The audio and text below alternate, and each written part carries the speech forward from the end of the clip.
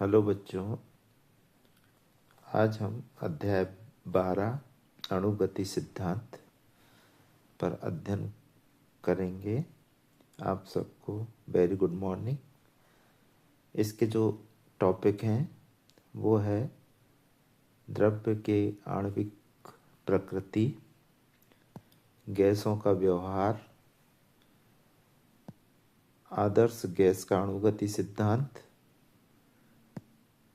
ऊर्जा के समविभाजन का नियम, विशिष्ट ऊष्माधारिता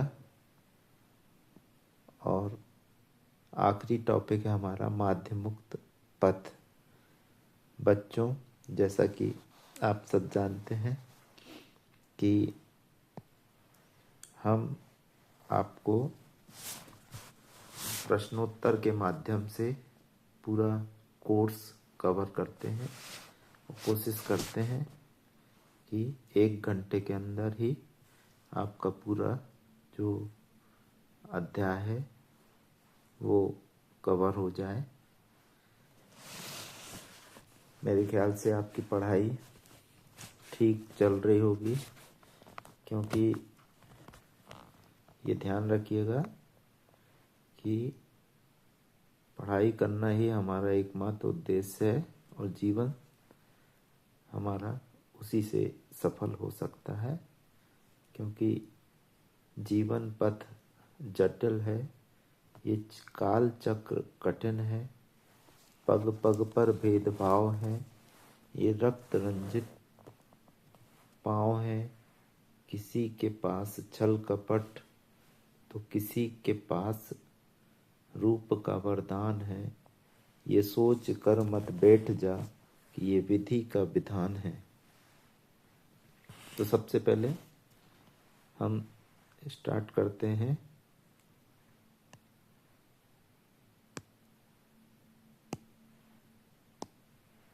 द्रव्य की आणविक प्रकृति।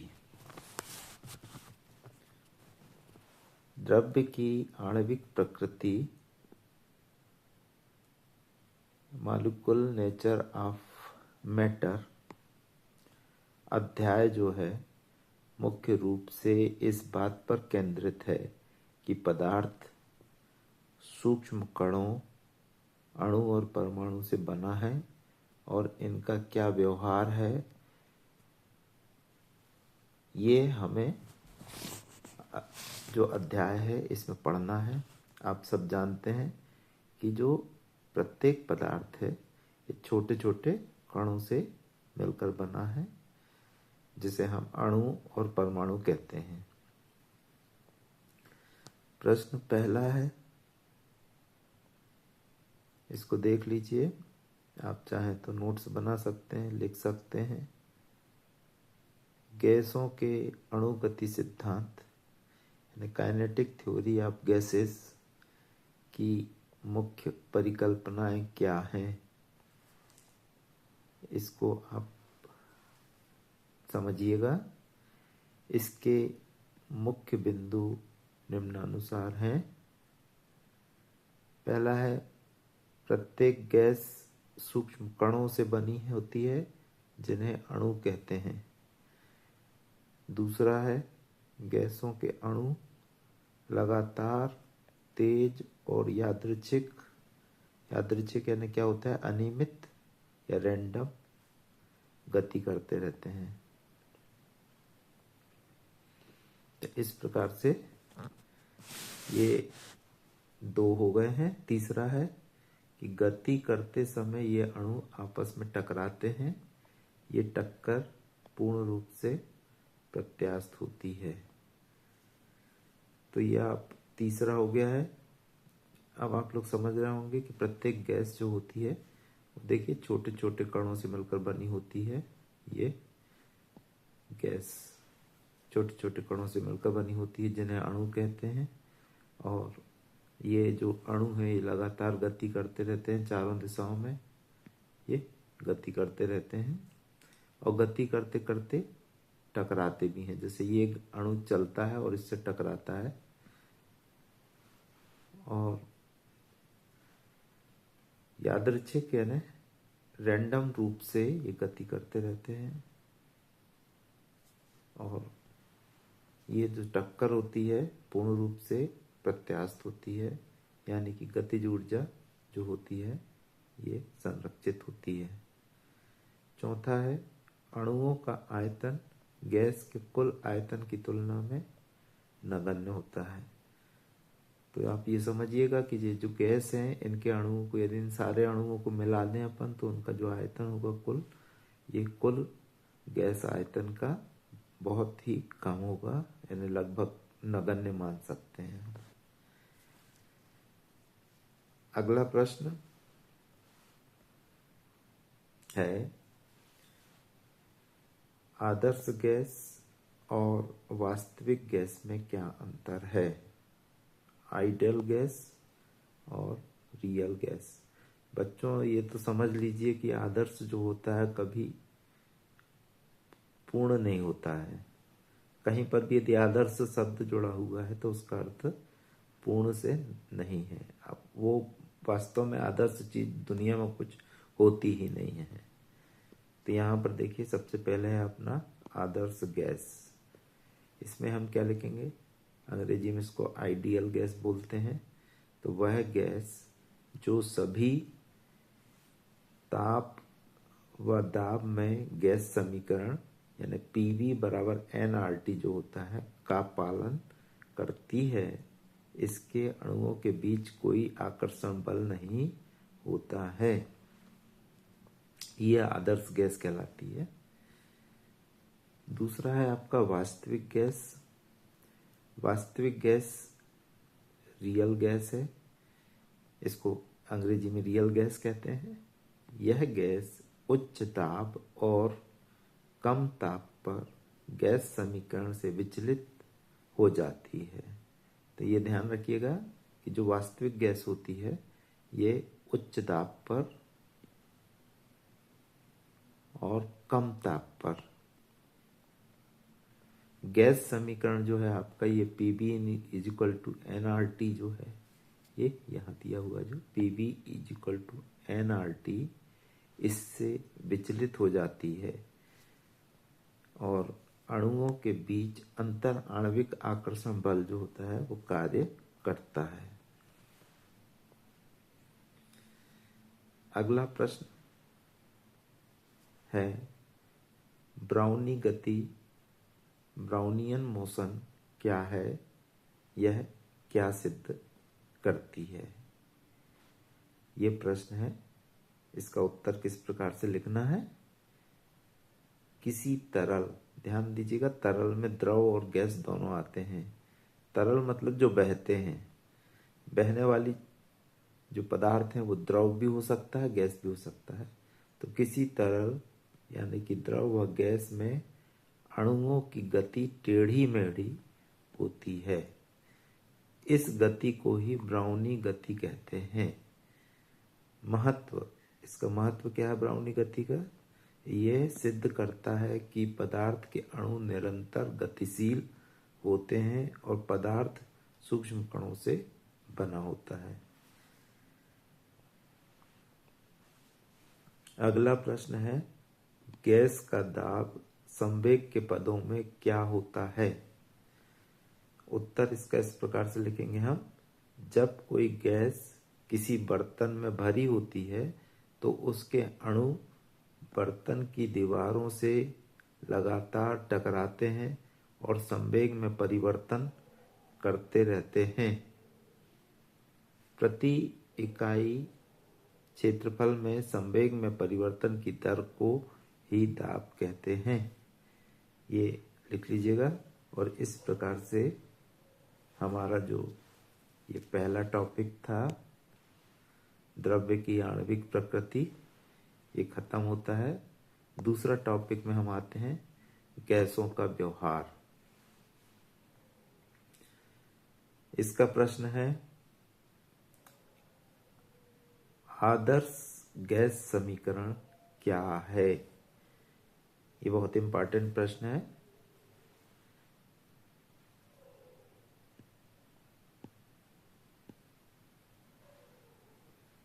उत्तर इसका इस प्रकार से लिखना है। आदर्श गैस समीकरण बॉयल के नियम और चार्ल्स के नियम इत्यादि सभी नियमों का मिश्रण है। ये आदर्श गैस समीकरण जो है हमने पढ़ा था, बॉयल का नियम और चार्ल्स का नियम पढ़ा था, उन सब का मिश्रण है आपका आदर्श गैस समीकरण। ये क्या होता है? ये होता है PV इक्वल टू nRT, जहाँ ये P क्या है? दाब है, V क्या है? आयतन है, N है मोलों की संख्या, और R है सार्वत्रिक गैस नीतांक, और T परमताप है। अगला प्रश्न है, ये आप लोगों के लिए होमवर्क है कि बॉयल का नियम क्या है और चार्ल्स का नियम क्या है, एवोगैड्रो का नियम क्या कहता है। तो ये बॉयल का नियम और चार्ल्स का नियम आप लोग पढ़ लीजिएगा, ये मैं पहले करवा चुका हूं आपको। और एवोगैड्रो का नियम क्या है इसको फिर से हम एक बार बताते हैं, इसको ध्यान से देखिएगा और समझिएगा। उत्तर है सामान्य ताप व दाब में, यानी NTP। NTP यानी होता है normal temperature and pressure. Normal temperature and pressure, इसका जो फुल फॉर्म होता है NTP, ये होता है आपका नॉर्मल टेम्परेचर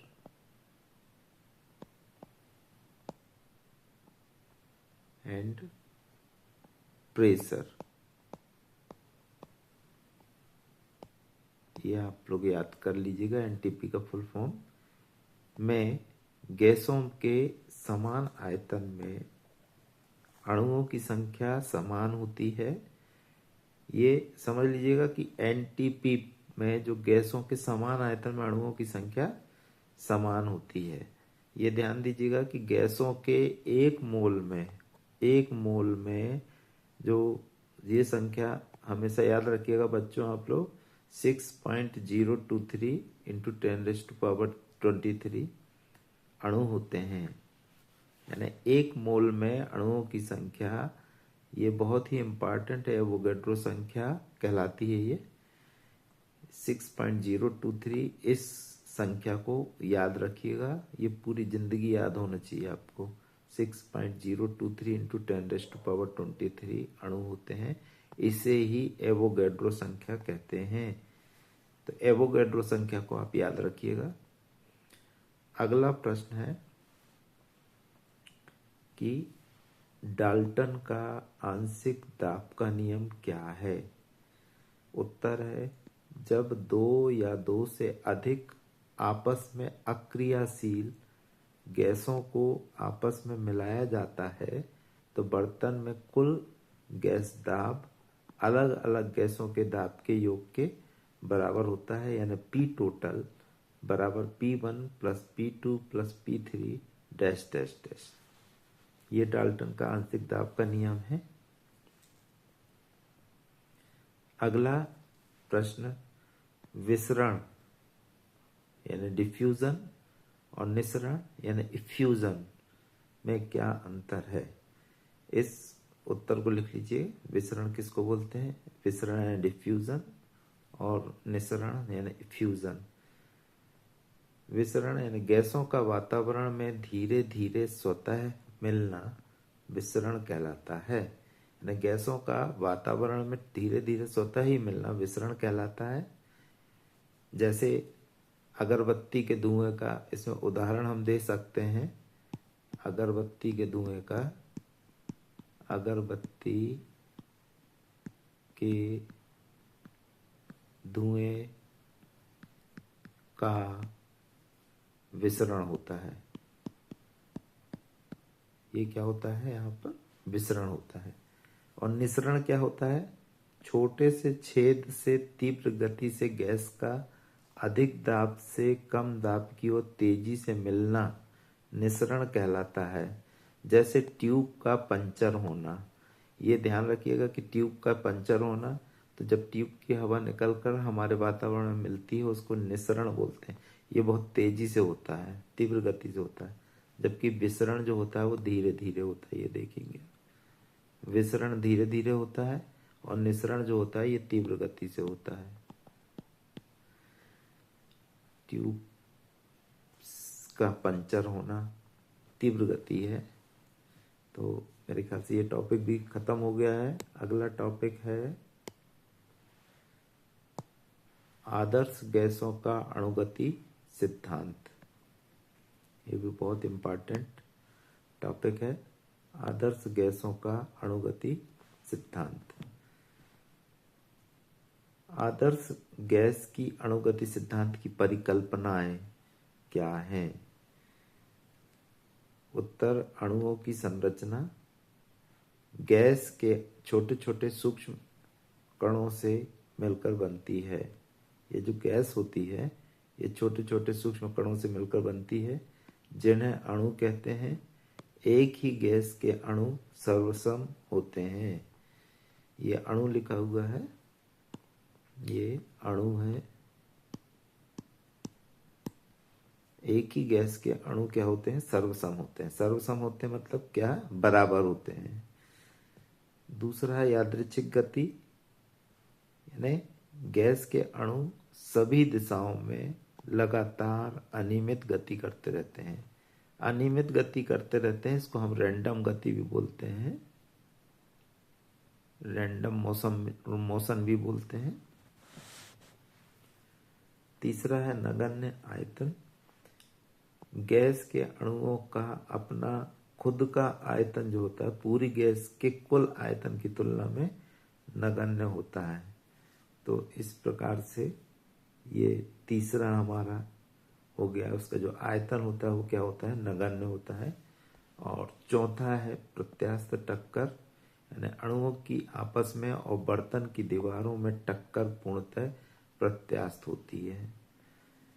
पूर्ण प्रत्यास्थ टक्कर में कुल गतिज ऊर्जा नियत होती है। मैं पहले बता चुका हूं कि पूर्ण प्रत्यास्थ टक्कर किसको बोलते हैं? जहां गतिज ऊर्जा जो होती है वो नियत होती है। पांचवा है अंतर आणविक आकर्षण बल। कोई आकर्षण अथवा प्रतिकर्षण बल कार्य नहीं करता है। और अगला है अणुओं की औसत ऊर्जा उसके परम ताप के समानुपाती होती है, यानी काइनेटिक एनर्जी होती है, ये समानुपाती होती है कैपिटल टी के। अगला प्रश्न है परम शून्य ताप पर गैस अणुओं की गति का क्या होगा? उत्तर, चूंकि जो काइनेटिक एनर्जी होती है परम ताप के समानुपाती होती है, अतः परम शून्य ताप पर गैसों की गतिज ऊर्जा या गति शून्य हो जाएगी। अगला प्रश्न है वर्ग माध्य मूल वेग क्या है? इसका सूत्र बताओ।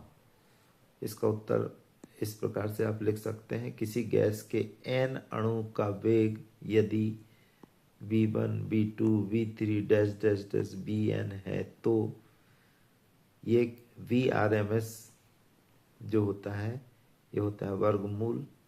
ये सभी वेगों का वर्ग कर लो आप।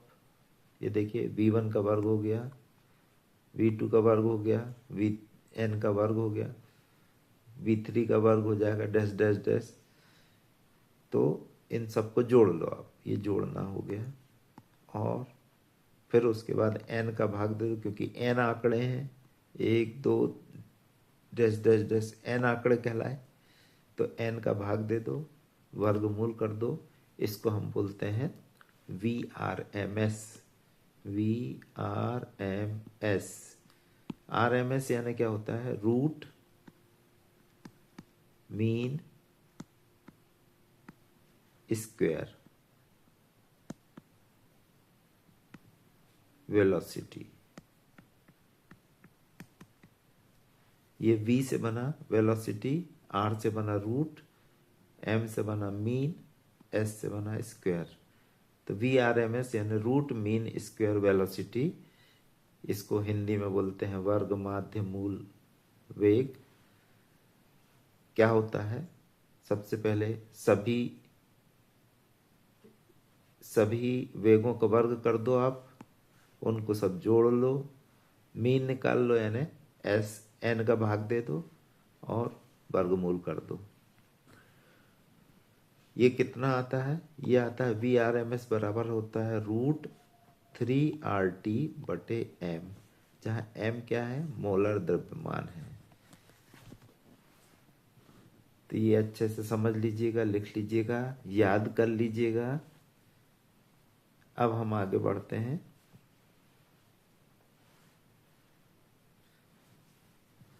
गैस द्वारा बर्तनों की दीवारों में दाब क्यों लगाया जाता है?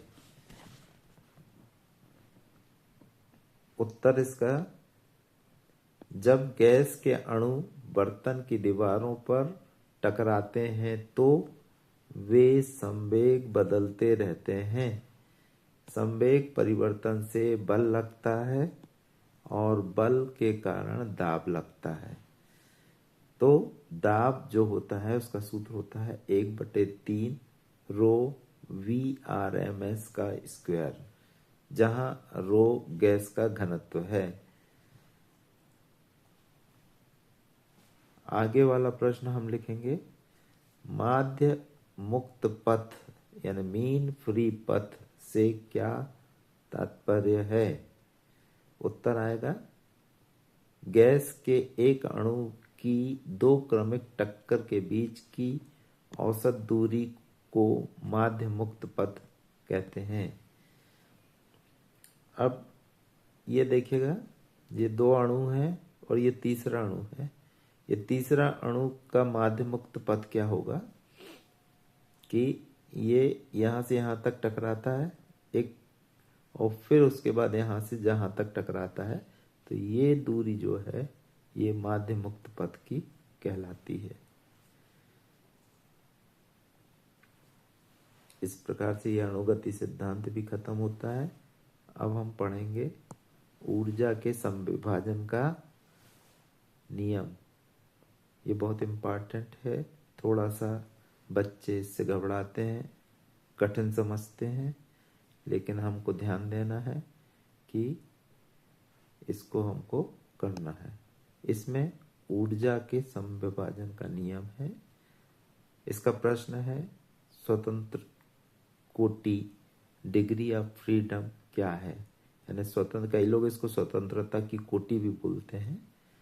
इसको समझ लीजिएगा कि कोई कण अथवा निकाय कितने प्रकार से गति कर सकता है, उसे उस कण या निकाय की स्वतंत्र की कोटि कहते हैं। यानी कोई कण है या अणु है, वो कितने प्रकार की गति कर सकता है, ये उस कण की स्वतंत्रता की कोटि कहलाता है। जैसे हीलियम का एक परमाणु जो है 3 दिशाओं में गति कर सकता है।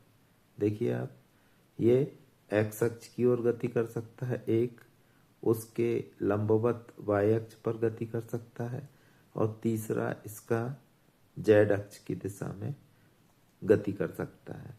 यानी 3 लंबवत दिशाओं में ये गति कर सकता है, एक्स अक्ष के अनुदिश, वाई अक्ष के अनुदिश और जेड अक्ष के अनुदिश।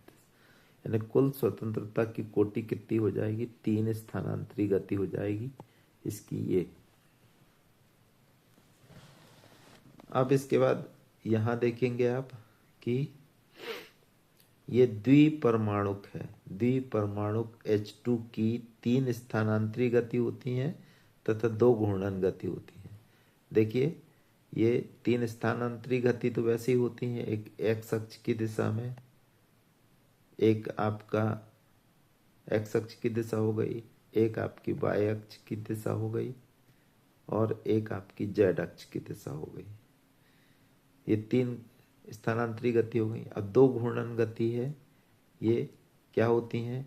एक तो ये एक्स वाई तल के अनुदिश होती है एक गति, और दूसरी गति होती है एक्स जेड तल के अनुदिश होती है।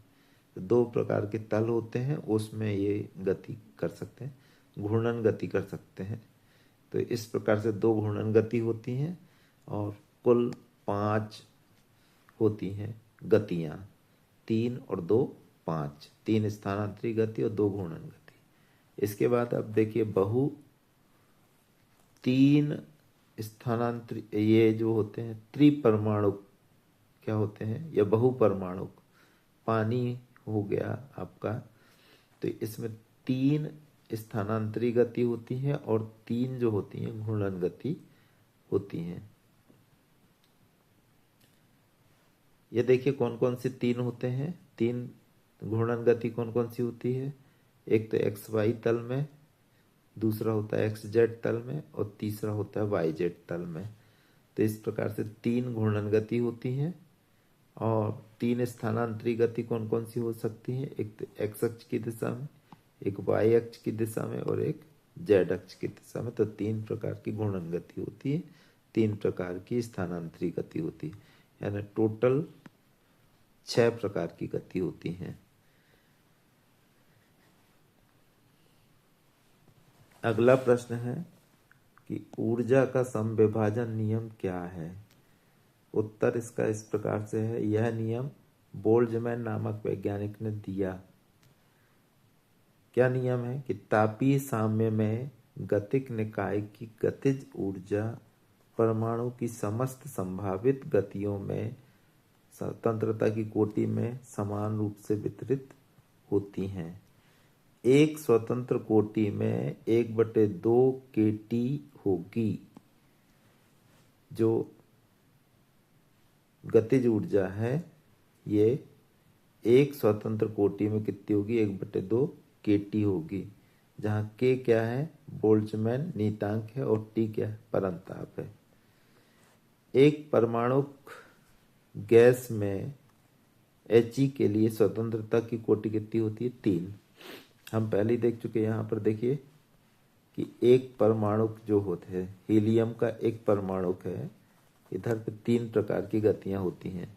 तो यहाँ पर भी वही दिया हुआ है कि एक परमाणु गैस He में स्वतंत्रता की कोटि कितनी होती है, 3। तो प्रति अणु औसत गतिज ऊर्जा कितनी हो जाएगी, 3 और 1/2 kT में हम गुणा कर देंगे 3 का, तो आ जाएगा 3/2 kT। इसी प्रकार n अणु की औसत गतिज ऊर्जा n का गुणा हो जाएगा, 3/2 NkT हो जाएगा। और Nk हम जानते हैं कितना होता है, R होता है, तो सार्वत्रिक गैस नियतांक लिख लेंगे हम।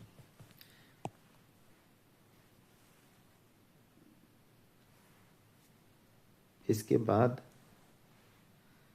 द्विपरमाणु गैस जैसे H2 के लिए स्वतंत्रता की कोटि कितनी होती है, 5। तो प्रति अणु औसत गतिज ऊर्जा कितनी हो जाएगी, 5/2 kT आ जाएगी। n अणु की औसत गतिज ऊर्जा 5/2 NkT यानी 5/2 RT हो जाएगा। ध्यान दीजिएगा n × k, n यानी परमाणु की संख्या और k क्या है, बोल्ट्जमैन नियतांक, इन दोनों का गुणनफल r के बराबर होगा। इसी प्रकार बहु परमाणु के लिए स्वतंत्रता की कोटि कितनी होती है, 6। तो प्रति अणु औसत गतिज ऊर्जा 6 × 1/2 kT, 2 से 6 कट जाएगा तो ये 3 आ जाएगा, 3 kT हो जाएगा। तो n अणु की औसत गतिज ऊर्जा 3 NkT हो जाएगा, 3 RT हम लिख सकते हैं। Nk यानी R पहले ही हम बता चुके हैं, ये याद रखिएगा, ये आ जाएगा। इस प्रकार से ये टॉपिक भी खत्म होता है। अगला टॉपिक है आपका विशिष्ट ऊष्माधारिता।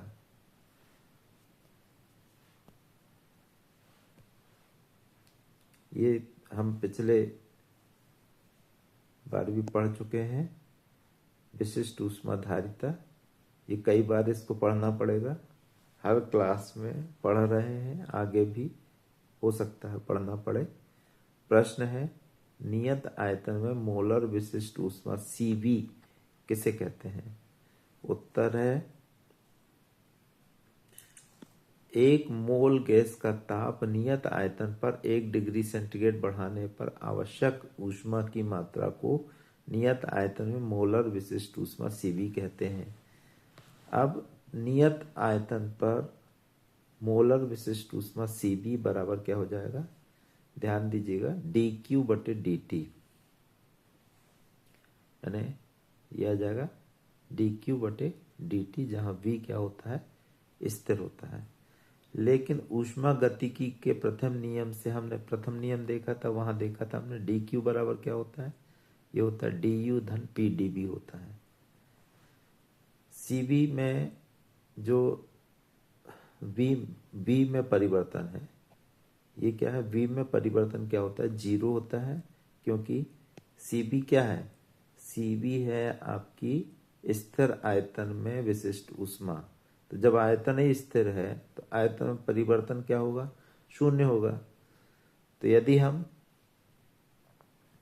यहां देखें इस सूत्र में, और डीबी का मान यदि हम ये जीरो रख दें तो ये पूरा जीरो हो जाएगा। तो डी क्यू बराबर क्या आ जाएगा, डी यू आ जाएगा, डी क्यू बराबर डी यू आ जाएगा। तो सीबी बराबर क्या आ जाएगा, डी क्यू बटे डी टी बराबर डी यू बटे डी टी। ये डी क्यू बराबर डी यू है, तो सीबी बराबर कितना आ जाएगा, डी क्यू बटे डी टी बराबर डी यू बटे डी टी। अब नियत आयतन पर मोलर विशिष्ट ऊष्मा हो गई। अब नियत दाब पर मोलर विशिष्ट ऊष्मा सीपी किसे कहते हैं? उत्तर होगा, नियत दाब पर किसी गैस के 1 मोल का ताप 1 डिग्री सेंटीग्रेड बढ़ाने के लिए आवश्यक ऊष्मा की मात्रा को नियत दाब पर गैस की विशिष्ट ऊष्मा सीपी कहते हैं। यहाँ पे दाब नियत होना चाहिए, तो नियत दाब पर विशिष्ट ऊष्मा सीपी कहलाती है, सीपी है। तो नियत दाब पर मोलर विशिष्ट ऊष्मा कितना हो गया, सीपी, और इसको हम पहले भी देख चुके हैं, डी क्यू बटे डी टी से दर्शाएंगे, जहां की पी क्या है, ये आपका स्थिर रहता है। लेकिन ऊष्मा गतिकी के प्रथम नियम से डी क्यू बराबर क्या होता है, डी यू धन पी डी बी। अब हम सब में डी टी कर दें यदि, तो पी स्थिर है, कोष्टक में डी क्यू बटे डी टी, पी स्थिर हो जाएगा, ये हो जाएगा आपका डी यू बटे डी टी, और ये पी बाहर हो गया, डी बी बटे डी टी आ जाएगा। अगला प्रश्न है, सिद्ध करो कि सीपी माइनस सीबी बराबर कितना होता है, आर। तो इसको हम यहां से देखेंगे, स्थिर आयतन पर गैस की मोलर विशिष्ट ऊष्मा, और दूसरे कॉलम में हम निकालेंगे स्थिर दाब पर गैस की मोलर विशिष्ट ऊष्मा। एक सीबी होता है और एक सीपी होता है। तो सीबी बराबर क्या हो जाएगा, डी क्यू बटे डी टी, वी स्थिर रहते हैं इसमें। यहां पर सीपी बराबर कितना होता है, डी क्यू बटे डी टी, यहां पी स्थिर रहता है। अब डी क्यू जो होता है, या डी क्यू बटे डी टी,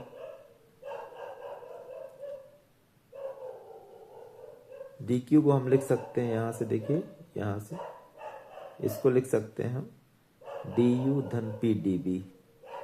तो यहां हम उतार देंगे, सी बी बराबर कितना आ जाएगा, डी यू धन पी डी बी आ गया, ये यहां से आ गया, यहां से बटे डी टी, जहां वी स्थिर है, और सीबी में बी स्थिर लें तो डीबी बराबर क्या हो जाता है, 0। यानी डीबी यानी क्या हुआ, वॉल्यूम में परिवर्तन, आयतन में परिवर्तन 0 है। तो सीबी बराबर क्या आ जाएगा, डी यू बटे डी टी, ये तो पूरा 0 हो जाएगा। और यहां पर सीपी बराबर, अब देखते हैं हम कितना आ जाएगा, डी क्यू बटे डी टी, जहां पी स्थिर है, और डी क्यू की जगह हम लिख लेंगे पी डी यू धन पी डी बी बटे डी टी। सीपी बराबर क्या हो जाएगा, du/dt और pdv/dt। अब समीकरण 1 से Cp बराबर Cv धन d/dt Pb। अब Pb यानी क्या होता है, RT होता है, तो Cp minus Cb is equal to क्या जाएगा, d/dt RT। R गैस समीकरण से Pb बराबर RT होता है, R को बाहर ले लेते हैं हम, तो Cp माइनस Cv बराबर R बाहर हो गया dt/dt, तो dt से dt कट जाएगा तो केवल R बचेगा, तो Cp माइनस Cv बराबर क्या आ गया, R हो गया, क्योंकि dt/dt बराबर 1 हो गया। इति सिद्धम। तो ये प्रश्न था हमारा कि सिद्ध करना है Cp माइनस Cv बराबर R, तो यहाँ से ये सिद्ध हो जाता है Cp माइनस Cv/R। अगला प्रश्न भी इम्पॉर्टेंट है। ये वाले टॉपिक जो हैं फिजिक्स में भी हैं और केमिस्ट्री में भी हैं, इसलिए इन टॉपिकों को हम फिजिकल केमिस्ट्री भी कहते हैं कई बार। सिद्ध करो कि एक परमाणु गैस के लिए Cp/Cv बराबर होता है गामा 1.67। द्विपरमाणु गैस के लिए क्या होता है, 1.40 होता है, और बहुपरमाणु गैस के लिए क्या होता है, 1.33 होता है। अब उत्तर, एक परमाणु गैस के लिए ऊर्जा के समविभाजन नियमानुसार प्रति अणु माध्य ऊर्जा कितनी होती है, 3/2 kT होती है। एक मोल अणु माध्य ऊर्जा कितनी हो जाएगी, 3/2 NKT बराबर हो जाएगा 3/2 RT। तो Cb बराबर क्या हो जाएगा, du/dt बराबर d/dt 3/2 RT, तो यह आ जाएगा 3/2 R। तथा Cp माइनस Cb बराबर क्या होता है, R से, तो Cp बराबर क्या हो जाएगा, Cb धन R। Cb का मान कितना है, Cb का मान है, देखिए यहाँ पे 3/2, R यहाँ रख देंगे तो ये हो जाएगा 5/2 R। अब देखेंगे अपन Cp के यदि बटे Cb कर दें यहाँ पे, तो 5/2 R बटे 3/2 R, तो देखिए 2 से 2 कट जाएगा, R से R कट जाएगा, तो उत्तर आ जाएगा 5/3, जिसका मान होता है 1.67। इसी प्रकार ऊर्जा के समविभाजन नियमानुसार द्विपरमाणु गैस के लिए प्रति अणु माध्य ऊर्जा 5/2 kT होता है, तो एक मोल अणु की माध्य ऊर्जा कितनी हो जाएगी, 5/2 NKT हो जाएगा। कुछ नहीं करना है, यहाँ एक मोल अणु की संख्या होती N, तो N का गुणा कर देना, तो N के बराबर होता है R के, तो ये बराबर हो जाएगा 5/2 RT हो जाएगा। अब हम जानते हैं कि Cb बराबर क्या होता है, du/dt होता है। यहाँ हम मान रख देंगे, तो d/dt 5/2 RT, तो 5/2 R बाहर हो गया, यहाँ आएगा dt/dt से कट जाएगा, तो 5/2 R बचेगा। तथा Cp माइनस Cv बराबर R से क्या हो जाएगा, Cp बराबर Cv धन R, 5/2 R धन R कितना हो जाएगा, 7/2 R। तो Cp/Cv द्विपरमाणु गैस के लिए हम निकालेंगे, तो यह आ जाएगा 7/2 R बटे 5/2 R। R से R यहाँ कैंसिल हो गया, 2 से 2 कैंसिल हो गया, बचेगा 7/5, जिसका मान आता है 1.40। और त्रिपरमाणु या बहुपरमाणु गैस के लिए ऊर्जा के समविभाजन नियमानुसार प्रति अणु माध्य ऊर्जा 3 kT होता है, तो एक मोल अणु की माध्य ऊर्जा N का और गुणा कर देंगे हम, तो 3 NKT हो जाएगा। NK यानी होता है आपका R, तो 3 RT हो जाएगा। अब सी बी का मान निकालेंगे तो डी यू बटे डी टी होता है, तो डी बटे डी टी 3RT हो गया, तो ये 3R आ जाएगा। तथा C P minus C B बराबर आर होता है, हम जानते हैं, तो सी पी बराबर हो जाएगा सी बी धन आर। सी बी का मान कितना आया है, 3R आया है, तो 3R का मान यहाँ रख दिया, धन आर हो जाएगा आपका 4R। तो सी पी बटे सी बी बराबर क्या आ जाएगा, 4R बटे 3R बराबर, आर से आर कैंसिल हो गया, 4 बटे 3 आएगा, इसका उत्तर आएगा 1.33। तो इस प्रकार से ये टॉपिक भी खत्म होता है। हम कोशिश करते हैं कि आपका लगभग 1 घंटे के अंदर ही पूरा चैप्टर कवर हो जाए। बस आपको ध्यान से पढ़ना है, नोट करना है। जितने बार आप दोहराएंगे उतना ही आपका ये कंफर्म होता जाएगा। अब ये हमारा आखिरी टॉपिक है माध्य मुक्त पथ। प्रश्न इसमें इस प्रकार से आता है कि माध्य मुक्त पथ की परिभाषा क्या है। इसको देख लीजिएगा कि गैस के अणुओं द्वारा दो क्रमागत टक्करों के बीच चली गई औसत दूरी को माध्य मुक्त पथ लैम्डा कहते हैं। चूंकि गैस के अणु टेढ़े मेढ़े जिगजैग पथ पर चलते हैं, इसलिए हर टक्कर में चली गई दूरी अलग अलग होती है। उसका औसत निकालने पर ही माध्य मुक्त पथ लैम्डा की प्राप्ति होती है। यहाँ देखिए कितने अणु है, एक अणु ये है, एक अणु ये है, एक ये है, 3 4 5 6 7 8 अणु हैं। और ये देखिए कैसे जिगजैग चलते हैं और टकराते हैं।